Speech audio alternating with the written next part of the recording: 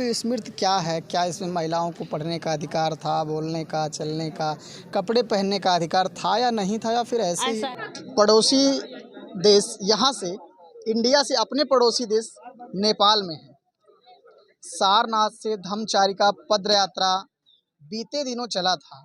वो विभिन्न जिलों से होकर आज लुम्बिनी में पहुंचा है। इसके लिए आप सभी नेपाल वासियों का बहुत बहुत तहे दिल से हम इंडिया से करते हैं। क्या नाम हुआ, क्या परिचय? कल्पना गौतम, साधुवाद, नमो बुद्धाय, जय भीम। यहाँ से आप किस पद पे हैं?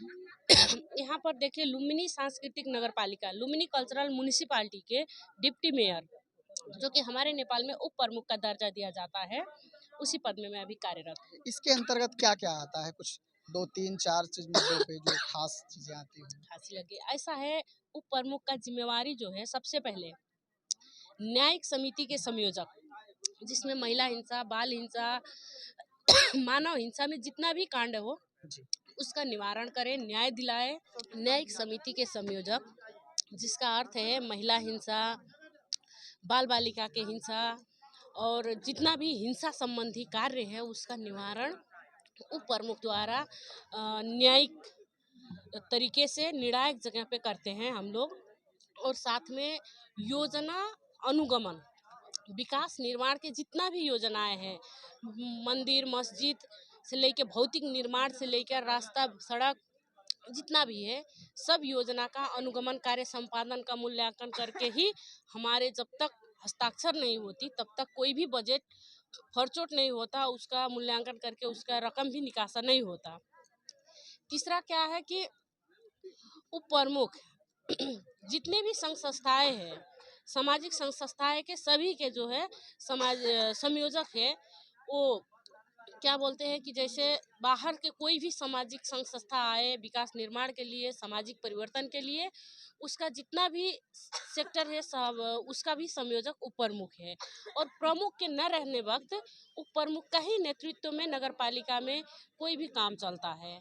ये मेरा जिम्मेवारी के आपको जानकारी कराना। इन जिम्मेवारियों के बीच आज आप यहाँ पर आई हुई हैं, जो सारनाथ से चल के लुम्बिनी में यात्रा आई है, धम्मचारिका पद यात्रा जो लुम्बिनी में पहुंची, इसके बारे में आज समापन था, क्या कहना चाहेंगे आप? ऐसा है, देखिए, ये सारनाथ से होकर मित्र राष्ट्र भारत के सारनाथ से होकर हमारे नेपाल के लुम्बिनी में जो पद यात्रा हुई है, उसमें सबसे पहले आप सभी धर्म उपासकों को मेरे तरफ से नमो बुद्धाय, और जितने भी भिक्षुगण आए हुए हैं उन सभी को नमो बुद्धाय वंदना करते हुए ये कहने के लिए मैं संदेश देना चाहती हूँ कि देखिए, पहले तो तथागत बुद्ध की जन्म इस धरती पे हुई है, इस पावन भूमि में हुई है, जहाँ पर लोग आज शांति के मार्गदर्शक के रूप में यहाँ पर आते हैं।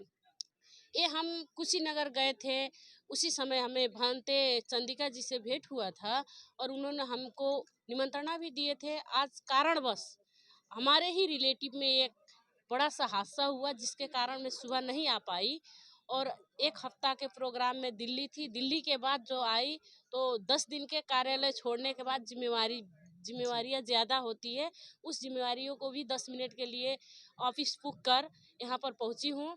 और आज इस जगह से देश विदेश में रहने वाले संपूर्ण धम्म प्रचारक, धम्म अनुयायी सभी को मैं कहना चाहती हूँ कि देखिए, संसार में अगर शांति का मार्ग है तो एक ही है, वो बौद्ध धर्म का मार्ग है। और तथागत बुद्ध ने जो एक परिनिर्माण के वक्त पता लगाया कि संसार में दुख का कारण निवारण है तो एक ही है, वो है शांति के मार्ग, जिसको देखकर हमारे बाबा साहब भीमराव अंबेडकर उपासक और प्रवज्ञा बनने के लिए निकले हुए थे। उस मिशन को भी हमें आगे बढ़ाना चाहिए। मानव समान क्यों नहीं है, हमें क्यों नहीं अन्य मानव के तरह हम लोगों को बराबरी में क्यों नहीं मानवता है, कहकर बाबा साहब ने बहुत कठिनाइयाँ झेली है। हमारे भी पुरखा लोग, हमसे 2 पुश्त अगर हम लोग आगे देखें और अपने पुरखा से पूछे तो हमारे पुरखा भी वही अवस्था से गुजरे हुए थे। इसलिए बाबा साहब ने ये बौद्ध मार्ग को अपनाया कि बौद्ध मार्ग में कोई मानव बीच अंतर्भेद नहीं है। इसलिए हम लोगों को भी उसी मार्ग में चलने के लिए आज की आवश्यकता है। सभी से मैं प्रार्थना करने के लिए गुजारिश करती हूँ।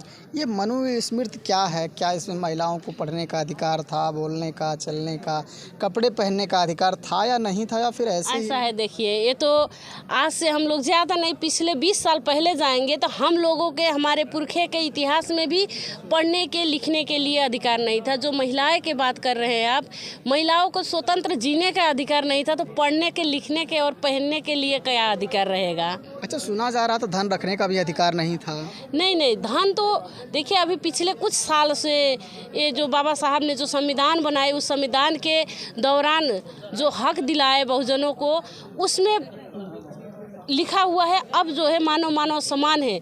लेकिन इससे पिछले समय महिलाओं को धन रखने की कोई अधिकार नहीं था, क्योंकि अगर वो लोग धन रख लेंगे अपने पास, तो समाज में बहुत सारी कठिनाइयाँ होगी, प्रलय आ जाएंगे कहकर जो मनुवादियों ने एक भ्रम फैलाए हुए थे, उसी भ्रम को लेकर महिला को कोई भी धन संपत्ति रखने के अधिकार नहीं थे उस समय।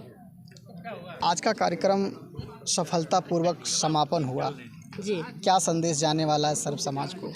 देखिए, ऐसा है, ये कार्यक्रम जो आज धम्म यात्रा सारनाथ से लुम्बिनी तक आए हुए हैं, इससे पूरे संसार में, ना कि सिर्फ हमारे भारत और नेपाल में, पूरे विश्व में जो एक संदेश जाने वाला है कि शांति का मार्गदर्शक गौतम बुद्ध के यात्रा, बुद्ध धम्म के यात्रा ही सबसे बेटर है, सबसे उत्तम है, और हम सभी को इसी मार्ग में चलना चाहिए।